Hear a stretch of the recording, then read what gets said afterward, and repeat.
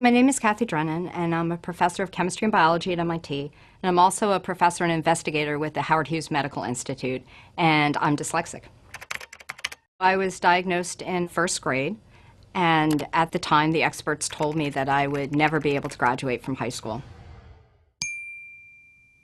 I look at a word, and I see the shape of the word, and I memorized shapes and what those words are.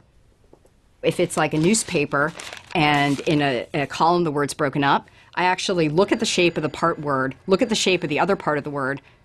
Together in my brain, I bring like this part of the word with this part of the word, and then I look at it and go, oh, now I know what that word is. So I read much more slowly because of that, and I didn't learn to read until I had memorized enough shapes. And in sixth grade, it's like all of a sudden I had memorized enough shapes of words, and then I could read. I went to Vassar College.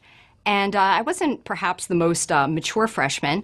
I was embarrassed by my dyslexia, so I did not tell anyone. I did not want the extra time. I didn't want professors to say, oh, you know, she's smart for a dyslexic person. And I now tell students, don't do that. You know, if you get extra time, take it. But I did not do that. And I knew that my dyslexia was going to cost me points on an exam. And so I figured, well, if it's going to cost me 5 points, like if I make stupid writing mistakes and switch things around and switch numbers around, I lose 5 points, then I need to know the material 5 points better than everybody else, and then I'll break even. I finished college and thought, I love chemistry, I love teaching, I'd like to be a professor. But to be a professor, you need a PhD, and that requires you to take this evil test called the GREs, which is a standardized test. And I do not do well at standardized tests. So it's made me very nervous. And I decided that I would have to take the extra time. I'd have to admit that I'm dyslexic and take the extra time because I couldn't compensate in that environment. So I'll never forget the day that I took the GREs.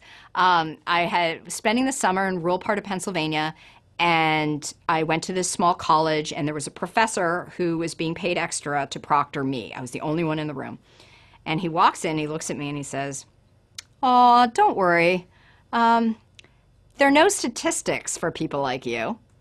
And I'm thinking, what, people like me? I'm a people like me? And he says, "Yeah, you know, some graduate school might accept you."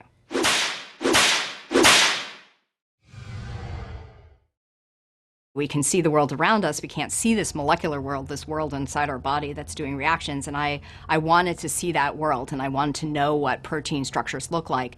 And I think in retrospect that I may be better at doing that than people who are not dyslexic. That, you know, there's this sort of notion of learning disabled, but politically correct, you call it different abled. And I think I am different abled.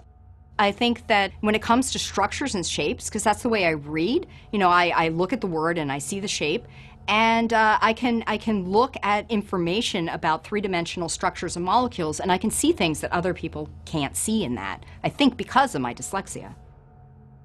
There's some people who take risks because they have tremendous confidence in themselves, and there are other people who take risks because they figure, I have nothing to lose. I don't know if I'm going to be successful. You know, I mean, this is sort of, they said I wouldn't graduate from high school. So, you know, here I am being the tenure track faculty at MIT. This is a ridiculous thing. I'm just going to go for it, right? And so I think people take risks from different perspectives, and it's okay. You don't know where life's going to take you, and you just have fun and just go for it. And if you're really doing that and you're not so worried about all the details, I think sometimes it works out better. The bottom line is that no one should tell anybody that they can't achieve their goals. You know, it doesn't matter. Say no one from your high school has ever gone to a good college. It doesn't mean that you can't. Just because no one in your family has ever studied science. It doesn't matter. It really doesn't matter.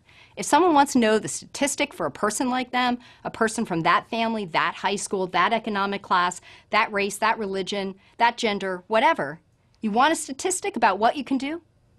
Make your own statistic. I mean, that's what I did. I made a statistic. And I really think that's just the only way to live your life.